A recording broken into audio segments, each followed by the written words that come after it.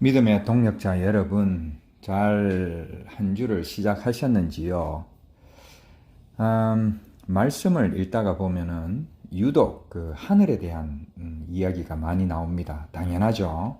우리는 하늘나라를 소망하며 또 바라보며 또 지금 현재에 우리가 하늘나라를 누리며 살아가는 그리스도인이기 때문입니다.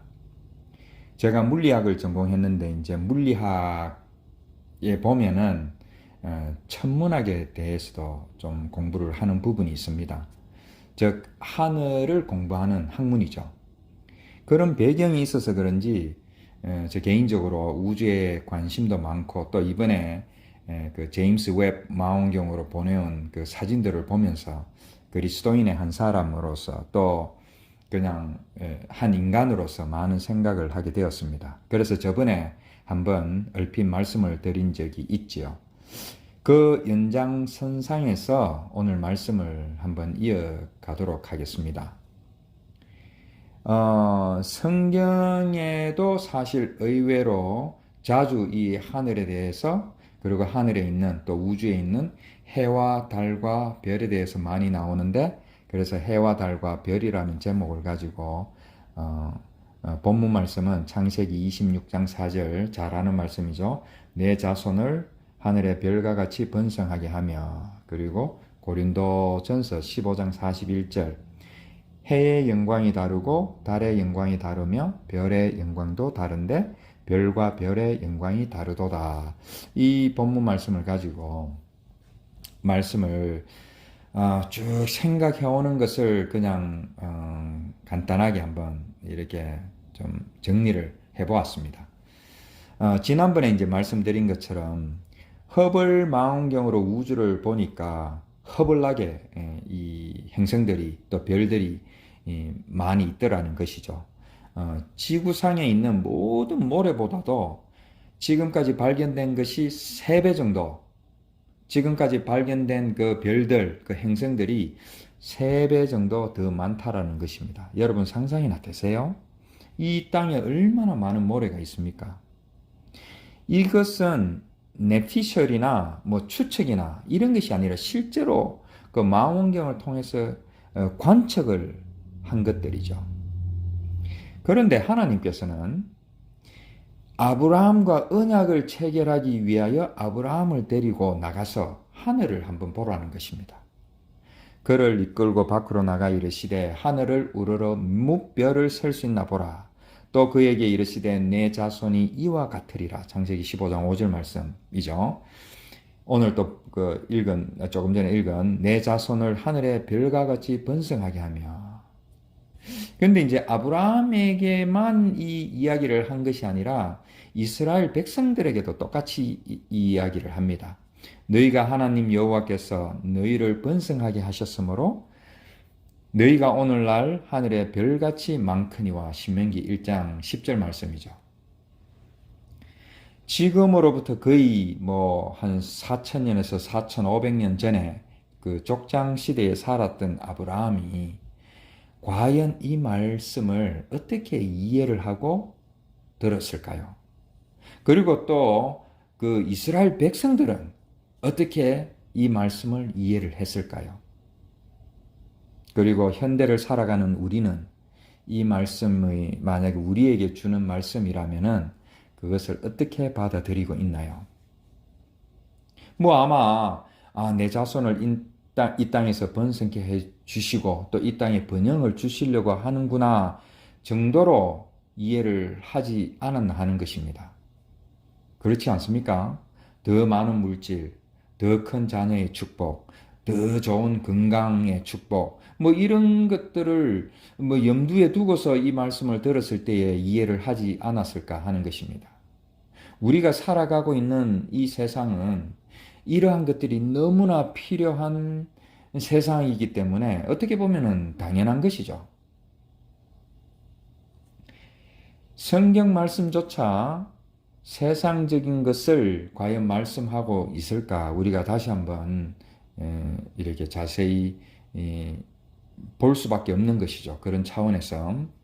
그래서 이제 이 말씀 중에 나오는 하늘이라는 이 단어를 조금 이렇게 조사를 해보니까 원어를 곁들여서 샤마임이라는 히브리어 이 하늘은 셈과 마임, 샤마임이라는 단어로 구성이 되어 있는데 셈은 이름이라는 뜻이고 마임은 물이라는 뜻입니다.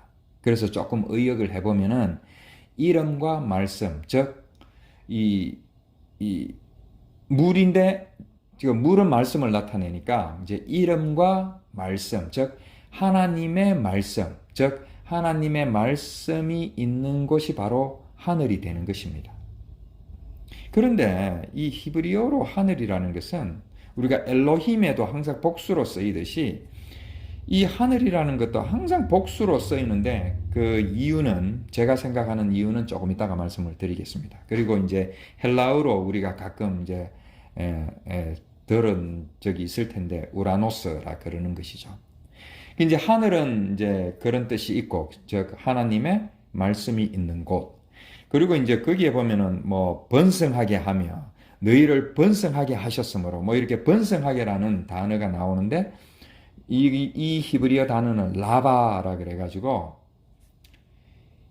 이렇게 자세히 그 뜻을 보니까 충분하게, 철저하게, 위대하게, 완전하게 라는 뜻들이 있더라는 것입니다. 당연히 우리가 잘 알고 있듯이 어떤 숫자적인, 양적인 개념도 분명히 있지만은 여기에서 앞뒤 전후 이렇게 문맥을 살펴보니까 그런 양적인 개념보다는 어떤 질적인 개념, 이렇게 완전하게, 충만하게, 그리고 철저하게 이러한 의미로 더 많이 쓰여진 것이 아닌가 하는 것입니다.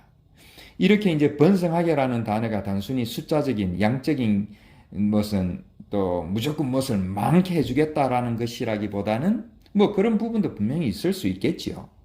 그러나 질적인 개념, 즉 자손들을, 나와 내 자손을 완전한 어떤 형태로 만들어 주시겠다라고 해석하는 것이 이 앞뒤 문맥도 더 맞는 것 같고 또 우리가 성경 전체를 볼 때에 어떤 구속사적인 관점에서도 더 바른 해석이 아닌가 하는 것입니다.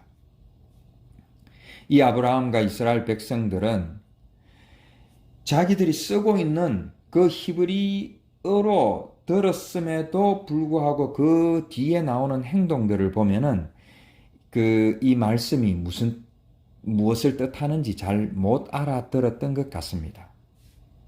그래서 아브라함은 또 이스라엘 백성들은 그리고 우리도 포함해서 언제나 우리는 빨리 그 번영이 이루어지나 우리가 그것에만 관심을 가지고 좀 더 풍족한 삶에 그러한 것들만 관심을 가지고 살아갈 수밖에 없었던 것이죠.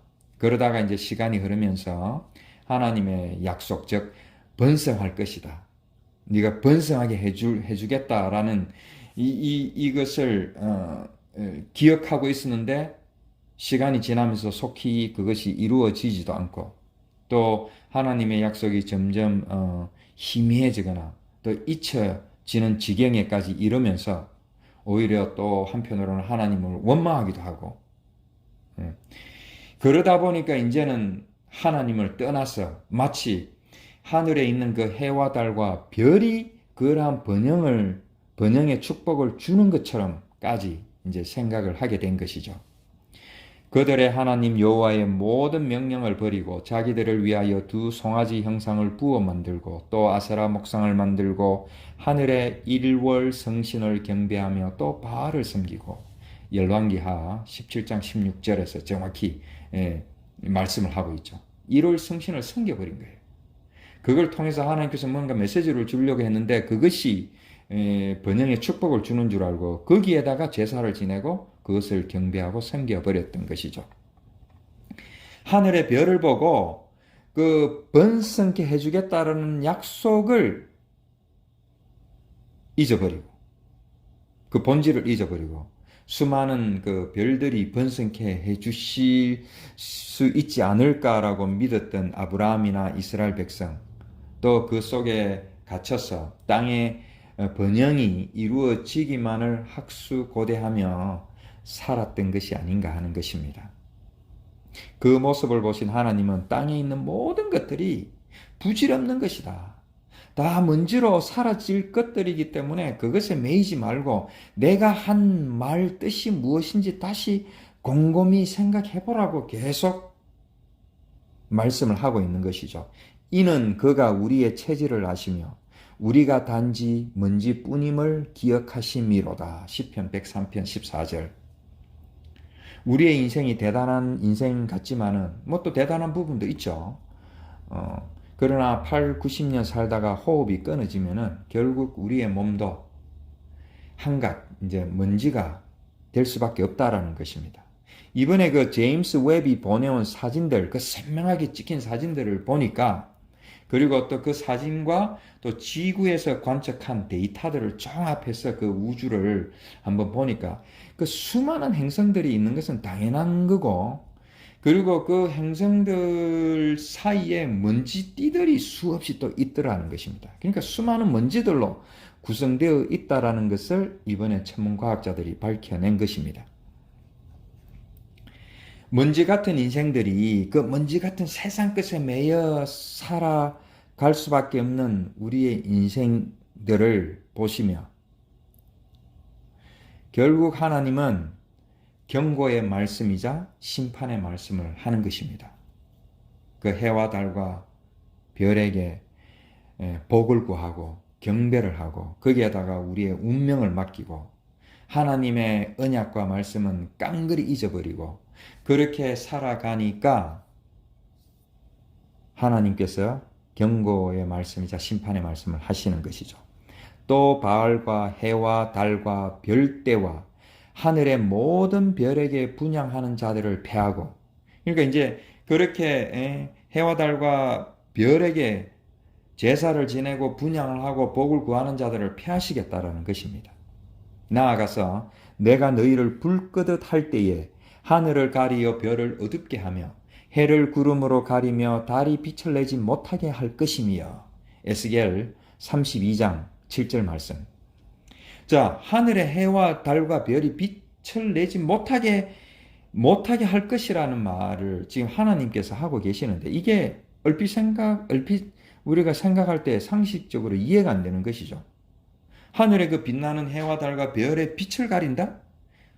물론 자전 때문에 그 반대편으로 가서 우리가 밤이 될 수는 있지만은 그 빛 자체를 가린다라는 것은 불가능하게 보입니다. 그런데 이번에 제임스 웹이 보내온 그 선명한 사진들을 보니까 그 각 은하계는 우리 은하계가 있고 우리 옆에 이제 안드로메다 은하계가 있죠. 그죠? 그런 은하계 하나하나가 낯선 형으로 돌면서 아직도 팽창을 하고 있는데, 더 신기한 것은 그 수많은 행성과 그 먼지띠 사이로 군데군데 전혀 빛이 없는 거대한 검은 공간, 즉 블랙홀이라는 것이 있는데, 그 색깔과 파장과 여러 가지로 그 조사를 해보니까 그곳에서 별이 탄생하고 또 어느 정도 살다가 또 먼지처럼 거기서 사라지더라는 것입니다.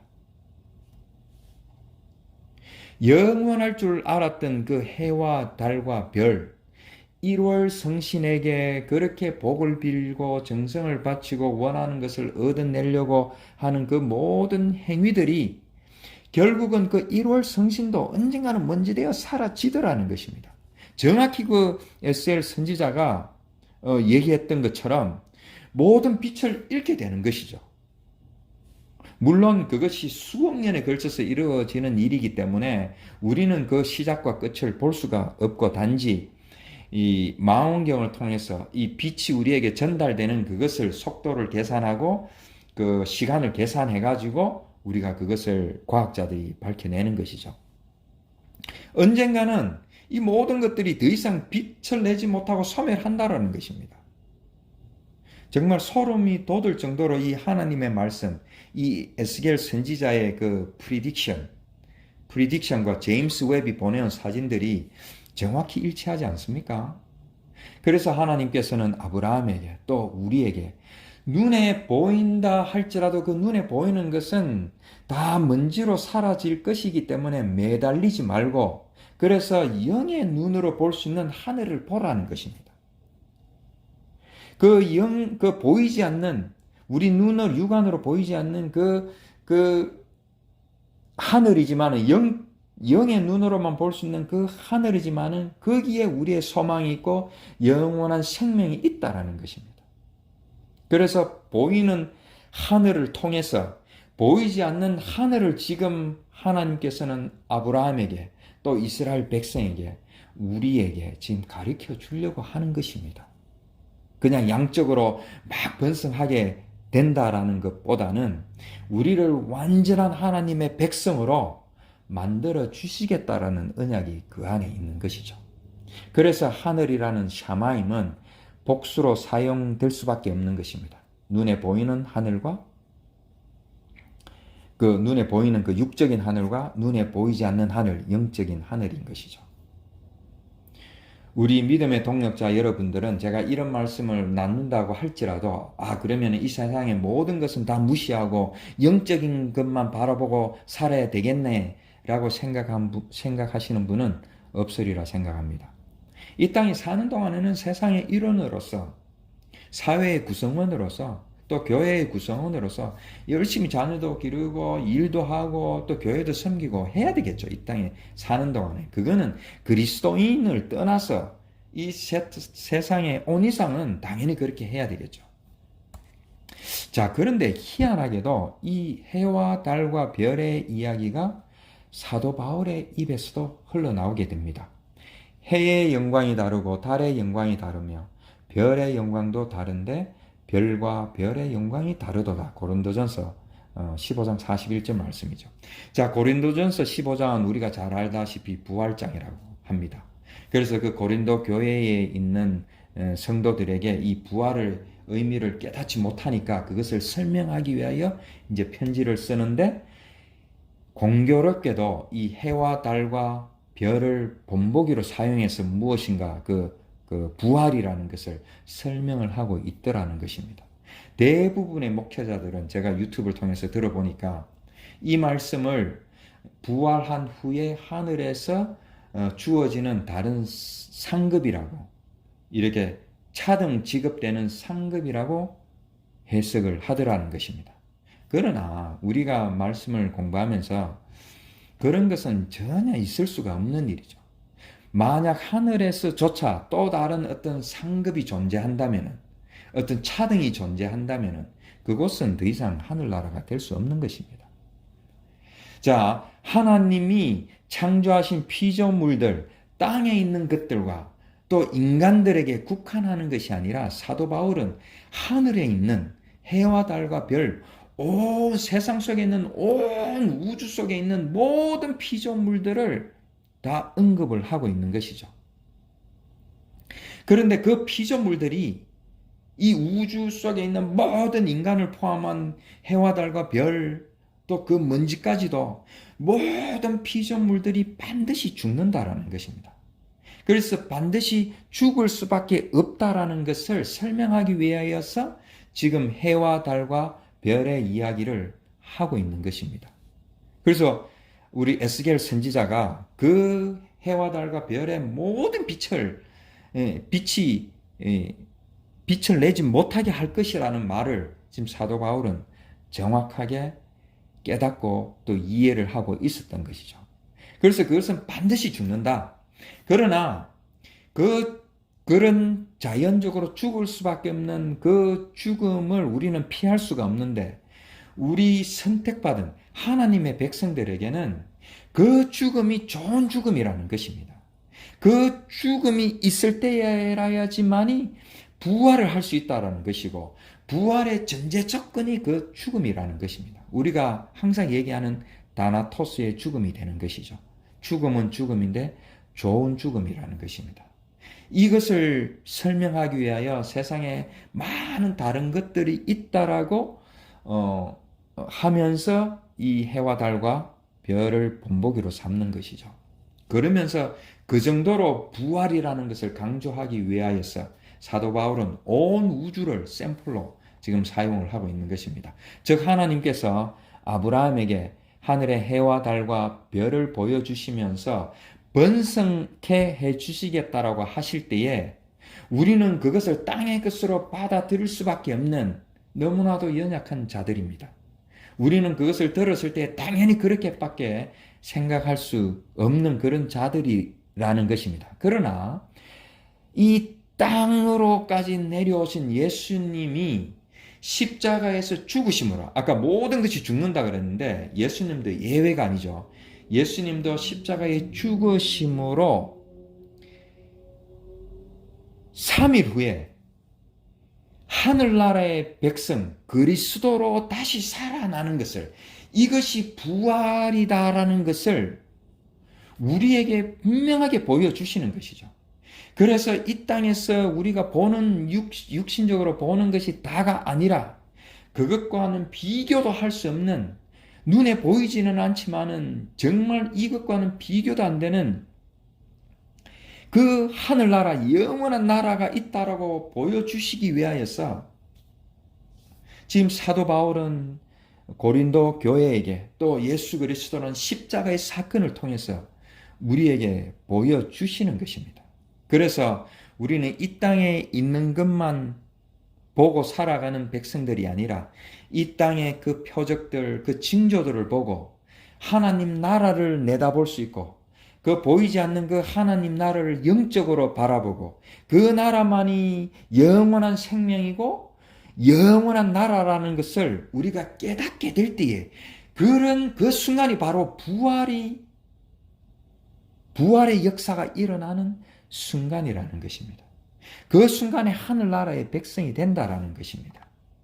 그래서 부활이라는 것은 먼 미래에 주님이 재림하실 때에 하늘을 쳐다보고 있다가 우리를, 죽은 자를 살리고, 물론 그것도 뭐 될 수는 있겠죠.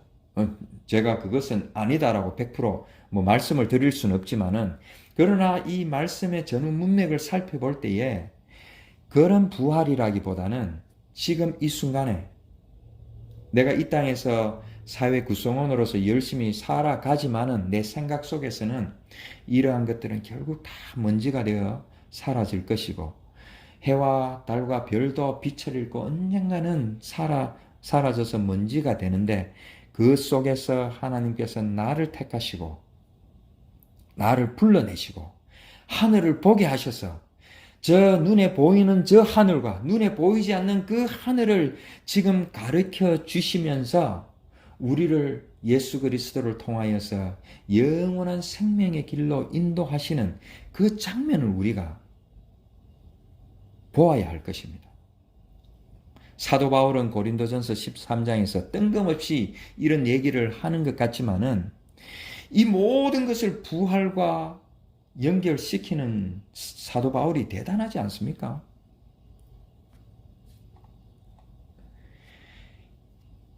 그래서 조금 전에 말씀드렸지만 이 하늘이라는 것은 보이는 하늘과 보이지 않는 하늘을 나타내기 위해서 복수로 사용될 수밖에 없는 것이죠.